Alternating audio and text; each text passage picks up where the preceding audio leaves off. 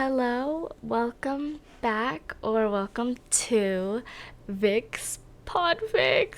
Oh, I'm gonna have to get used to saying that, but today we are reading Guardian Angel by Max the Book Dragon. It's a one-shot. It's part of a series called Guardian Angel. I do plan to read all of them, though it's still ongoing. And let's see, the trigger warnings are attempted sexual assault, major character death, graphic-ish depictions of violence, and some gore. Okay, and the summary is, his wings spread wide. Jade feathers catch the light of the afternoon sun and almost glow, and time seems to freeze for a moment. He can feel the tips of his longest feathers brush against the wall of the alley. Gravity presses him in a way that feels foreign. Slime oozes and squishes between his fingers. He tightens his grip on Kachan, takes a short breath, and beats his wings as hard as he can. Izuku doesn't survive the sludge villain, and now he's dead. His quirk finally activates, and he can help people now, but only when they ask for it. And that's the end of the summary. So, let's get into it! Katsuki clenches his teeth and kicks a bottle down the alley. Take a swan dive off the roof. His own words echo in his head. He feels a little sick, like he might need a shower, but that's stupid. He wasn't even wrong. Take a swan dive off the roof. His mind repeats, almost mocking. Shut up. Don't you think you were a little hard on him? One of his extras asks. Katsuki snarls. It's his own fault for getting in my way. The outburst doesn't match the rolling tar in his stomach, but the stupid Deku really thought he could make it into UA? As if he had it coming. Katsuki pops off an explosion just to make his point. Why don't we go to the arcade or something? Take your mind off it. Or, we could hit up a bar, see some ladies. Katsuki whirls around. Idiots! What if we get caught? There's no way UA will let me in. The extras take a step back. Good. They better know their places, too. He opens his mouth to continue shouting, but one of the extras point a shaky finger behind him. He turns around with a vicious snarl, ready to yell at whoever it is. A pile of sewer goo oozes out of a manhole in the alley, and it has a face. The freak grins at them. It's not a happy smile. Ah, it gurgles. A new flesh puppet to replace the old one. And then it attacks. Sludge cascades towards the three of them. There's no time to think. Katsuki spins around and shoves the extras out of the way, and then everything is green and slimy. This guy reeks. It doesn't help that he's trying to shove himself up Katsuki's nose. The slick ooze covers his face, and he can't breathe. And all he can think is, don't let it in your mouth. But it's disgusting, and he can't stop the gag. Sludge leaks between his clenched teeth, and everything gets so much worse. Distantly, Katsuki can hear screaming. It's not his. There's no way he could get a scream out around this stuff if he tried. He can't breathe. He can't breathe. He can't breathe. He can't breathe. He can't breathe. He can't. He can do this. He's strong. He has the best quirk. He's going to be a hero. They promised they would be heroes. Explosions rip from his palms and the sludge retreats a little. He barely gets half a breath before it's back. No. He's strong. He sets off more explosions, each one bigger than the last. But the villain doesn't let go again. It's not working. He can't die here. Katsuki forces his eyes open. He can still hear things, but they're filtering poorly through the sludge. His eyes dart around. Maybe the extras. No, those are heroes. He wants to cry. The heroes are here. They can help. They'll save him. They're not moving. Why are they just standing there? The tree guy is standing around and evacuating people. The waterman is utterly failing at putting out the fires. Giant lady is just standing and frowning and posing. Death Arms is staring dramatically at his empty hands. He wants to scream.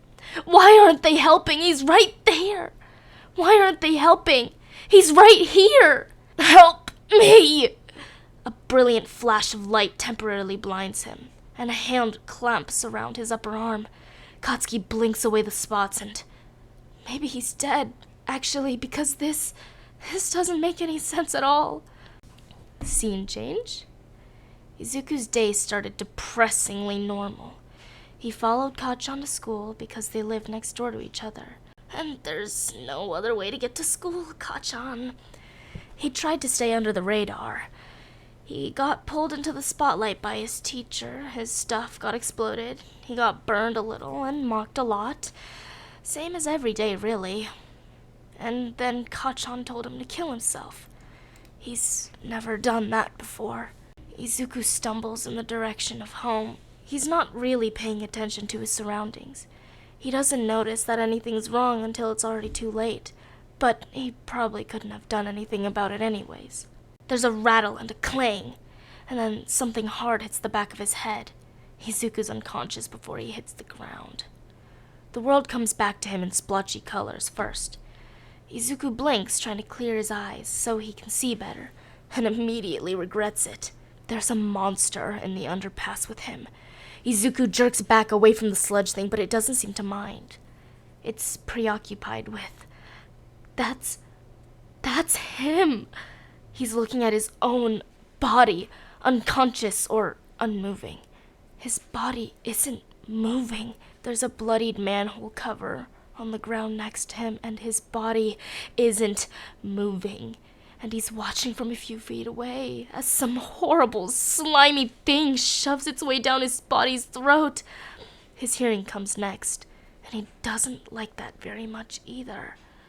A little banged up, but he'll make a perfect skin suit for me to hide in, the villain gurgles. Izuku gags. He would throw up, but he's pretty sure his stomach is over there with his unmoving body. So he just gags and backs further away. His body twitches on the ground as the villain's sludge pours into him, and it's so wrong. Izuku shudders. Then he keeps shuddering. The villain says something about skipping town, but Izuku doesn't really register. Everything is wrong about all of this, and then, "You're safe now," booms a familiar voice, "because I am here." Izuku spins around, relief flooding through him. All Might is here, and he's the #1 hero, Izuku's favorite. He can fix it. He can fix whatever's wrong because All Might can do anything. Izuku wants to cry, but he holds it in. All Might throws a punch, and it sends wind rippling through the underpass. The sludge villain can't hold together. He goes flying, splattering the walls in chunks of viscous green that ooze slowly downwards. And Izuku's body is free. It's free, and it's not being invaded by that villain anymore. And Izuku can go back into it, right? His eyes drift down from where the villain splattered all over the walls and land on a pool of blood. There's a pool of blood spreading from Izuku's body's head, and something finally clicks. Izuku is dead. The shuddering stops. He drifts downward, and he didn't realize he was floating. "Young man!" All Might calls. "Young man, are you—" He cuts himself off with a gasp and a cough, and Izuku can't tear his eyes away from his body on the ground, but he still sees the explosion of steam. A skinny, almost skeletal man rushes to his body, and that's All Might, isn't it? A hysterical laugh tears out of Izuku's throat, followed immediately by barely controlled sobs. He clamps his hands over his mouth, even though he's sure now that All Might can't hear him, and he falls the rest of the way back to the ground. He cries through the whole call to the police, and the CPR that doesn't really have a point.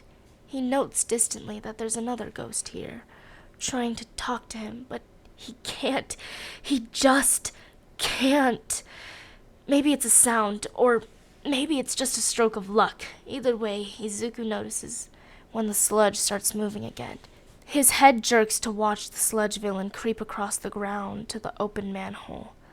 Something sours in where his stomach would be, if he wasn't dead.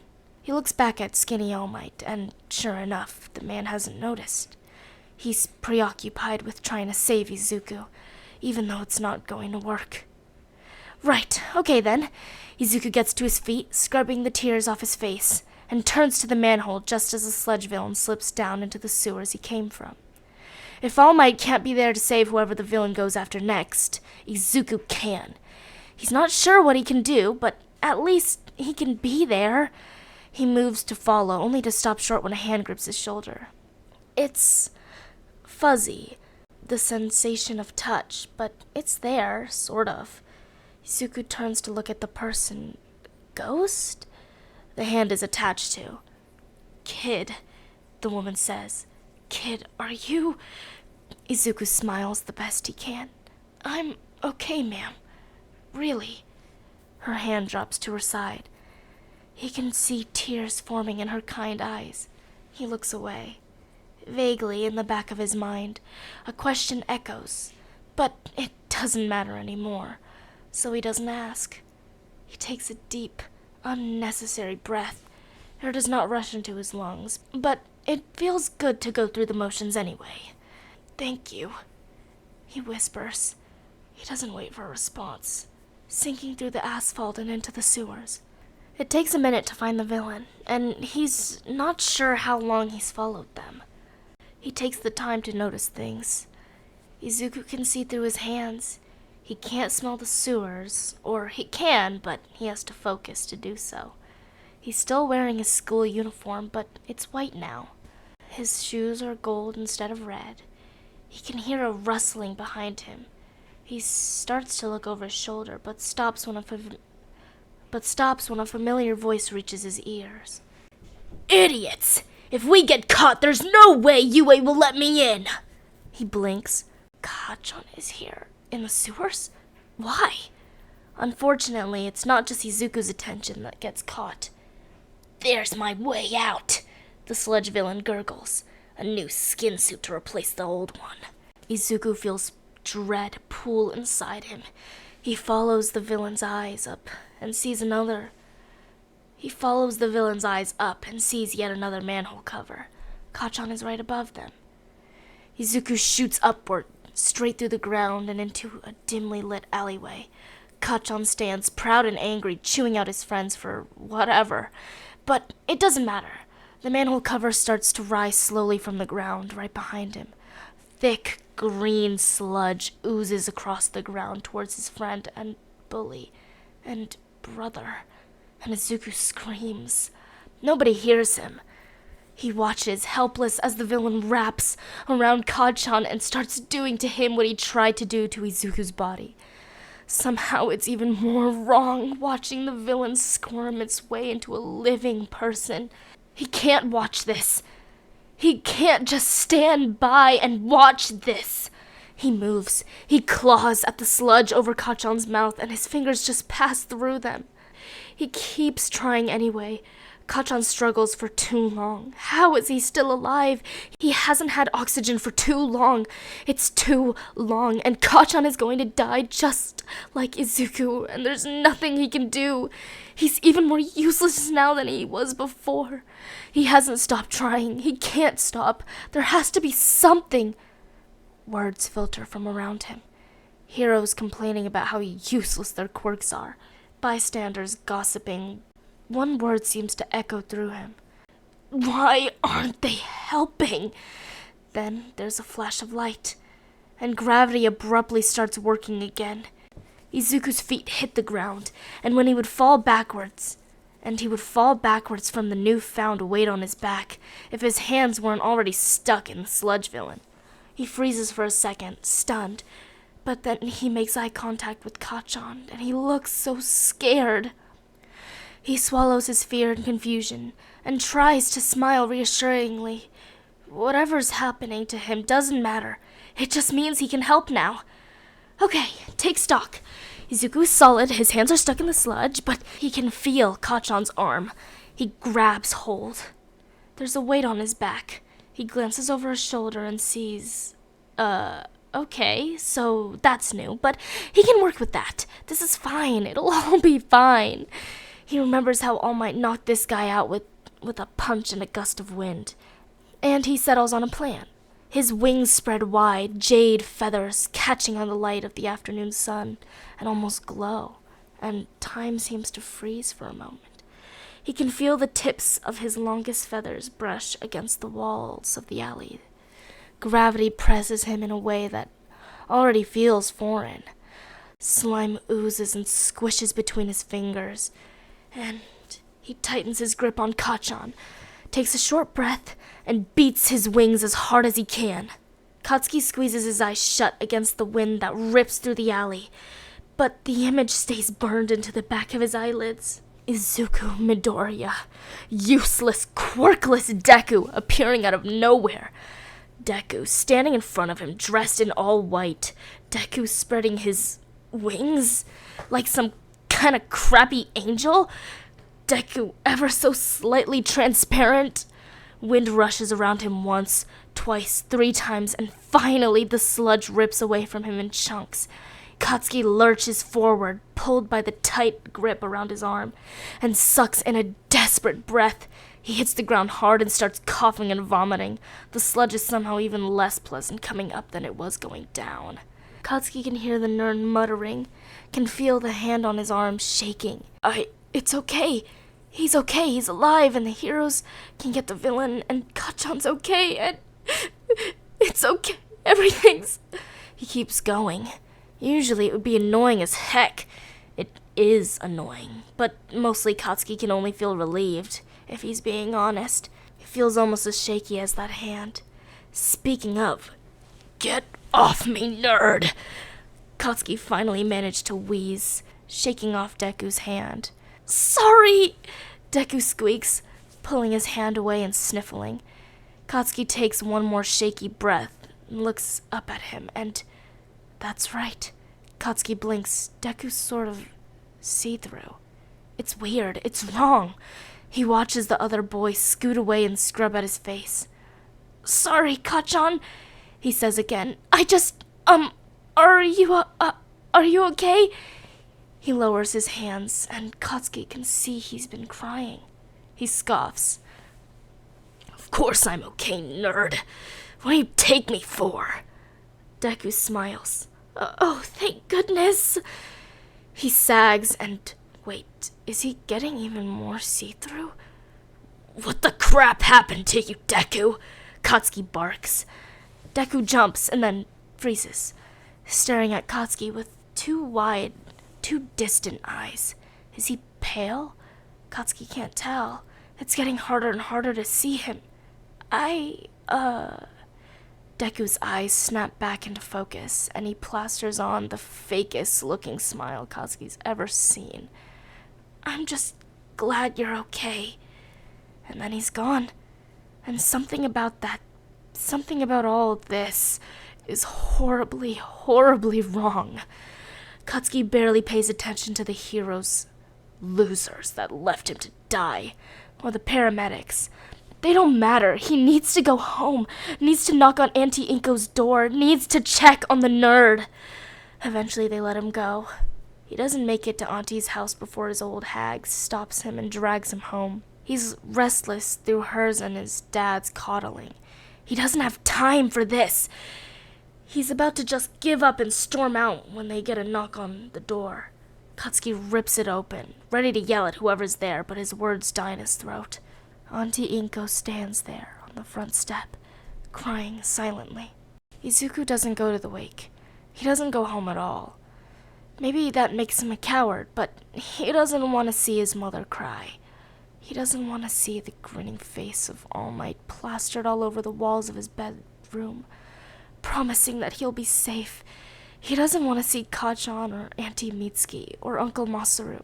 He doesn't want to count how many people attend his funeral. He doesn't want any of it. So Izuku doesn't go home. He doesn't go to the wake, and instead he wanders. He drifts around, getting a feel for his new wings. They're kinda weird. He's not sure why he has them. since he doesn't need them to float around, but they help with mobility a little, so that's nice. And they also helped with saving Kachan. And that still doesn't make sense. Why was he able to help right then? Why can't he help anyone else? He remembers someone in the crowd asking why the heroes weren't helping. Remembers how the word help resonated through the very fibers of his being, so maybe he can help people if they ask for it. It requires more testing for sure, and Izuku's not sure if he's ready for that yet. He's still coming to terms with everything. Izuku sits, hovers, at the edge of a building, watching the sunset and clenching and unclenching his fists. Every time he clenches it, a long golden spear appears. It's just as insubstantial as he is. He's not sure why he has it. It has to be quirk-related, right? Does he have a quirk now? Anyway, it makes for a large and unwieldy fidget toy, but it works. He's thinking about saving Kachan and about wings and spears and death. He's thinking about heroes. He'll never be a hero, will he? He's thinking about his mom's Katsudan and petting stray cats. He thinks about how he used to be friends with Kachan, and now he'll never get the chance to fix whatever went wrong. He's still here, but everything is gone. No more home-cooked meals, no more hugs from Mom. His whole present, his entire future, gone. Izuku is thinking. And he's trying really hard not to cry. It doesn't work. A tear escapes and rolls down his cheek, but it vanishes before it hits the roof's ledge. For some reason, that only makes him want to cry harder. Soon enough, a steady stream of tears is vanishing midair beneath his chin, and there's absolutely nothing he can do about it. He's not sobbing, though. It hurts, but he's not sobbing. He doesn't notice the sun go down. He doesn't really pay attention to the first of the nightlife coming out. He's not really sure what grabs his attention about the boy, really. A very short boy with strange ball-shaped purple hair is walking down the sidewalk. There's nothing truly suspicious about him, but there's something about the way he's tossing one of those purple hairballs between his hands. Or maybe it's the way he's never more than 3 meters behind that one girl with the blonde pigtails. Whatever it is, it pulls Izuku out of his thoughts with a sick sense of dread. Something is wrong. Izuku can't help but follow when the girl turns into an alley, followed by the short boy. He's not really thinking about it. He's not thinking about much of anything at the moment, really. He just knows something is wrong here and he's moving. He's just short of drifting through the air, still pretty far away from the alley's entrance, when he hears a scream. His wings snap to full length and propel him forward, faster than anything he can normally go. He rockets into the alley, only pulling up short when he finds the girl. She's pinned to the ground with a bunch of purple balls, snarling at the boy above her. The boy is drooling, creeping forward and muttering horribly lewd things. The closer he gets, the harder the girl struggles, and the wider her eyes get. He reaches forward towards her blouse and grabs the hem, and the girl whimpers. "Help!" Izuku isn't one to get angry normally, but he's had a really rough couple of days, and this is disgusting. There's a flash of light and gravity takes hold. Midoriya falls 2 or 3 feet to the ground, his wings spreading for balance. His fist is already clenched, the spear already in hand. He glowers down at the boy and levels his spear just as he turns around. "Get out!" The boy's eyes widen in horror. His knees shake. Izuku doesn't care. "Now!" He growls and the boy runs. Izuku watches him go, following his fleeting form with the tip of his spear until he's out of sight. And then he takes a deep, shaky breath. Then he freezes. He drops the spear, which vanishes the moment it leaves his hands, He just threatened someone with a spear. Mr. Hero, sir? Izuku whips around to see the girl, still stuck to the ground. She's about his age, he thinks. Her eyes are wide, but she doesn't look scared exactly. Still, are you okay? He chokes out. The girl nods. Fine, other than I'm still stuck here. Mind helping me up? Izuku nods. Sorry, I can help, yeah. He tries to shake himself out of his embarrassment and shuffles closer, crouching to get a better look at the purple balls. They're weird. They have to be that boy's quirk. So what are the limitations? They probably wear off over time, but how long will that be? They can't just wait here all night, so they have to find a different way to get the girl unstuck. Aren't they technically his hair? Maybe they're flammable, but he doesn't want to see the girl on fire, so that's out. What kind of adhesive is it? Can it be dissolved? He doesn't have any chemicals or anything on him, not even any water. So not that. Maybe he can cut them.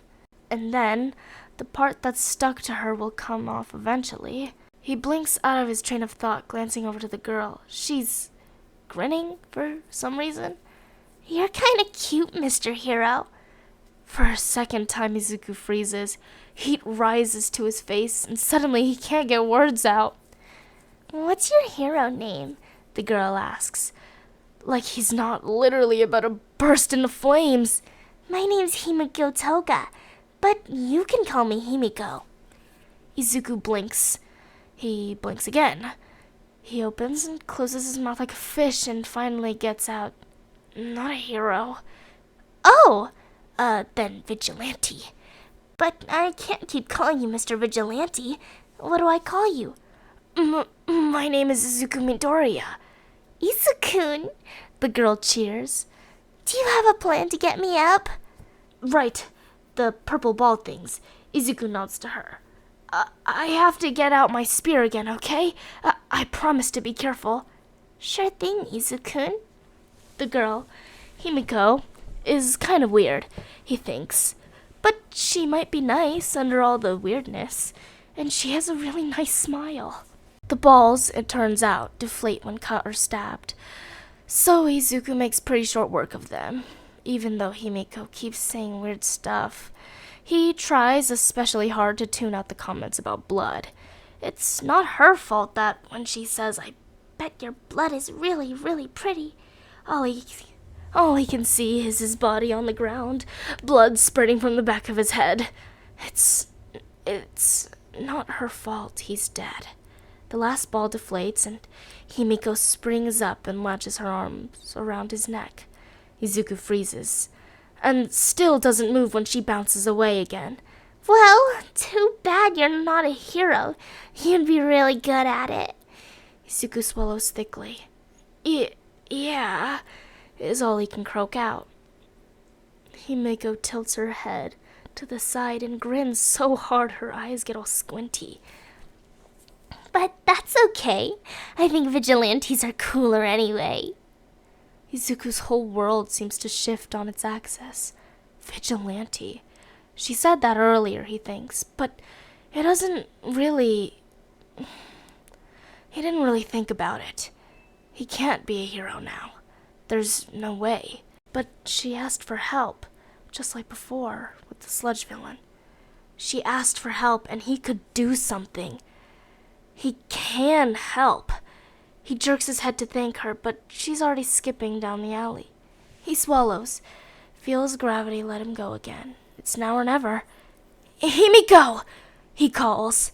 She turns, still grinning, but the smile starts to melt off her face when she sees him. He wonders what she sees. He offers her his own best smile. Thank you! And then gravity lets him go. Okay, guys.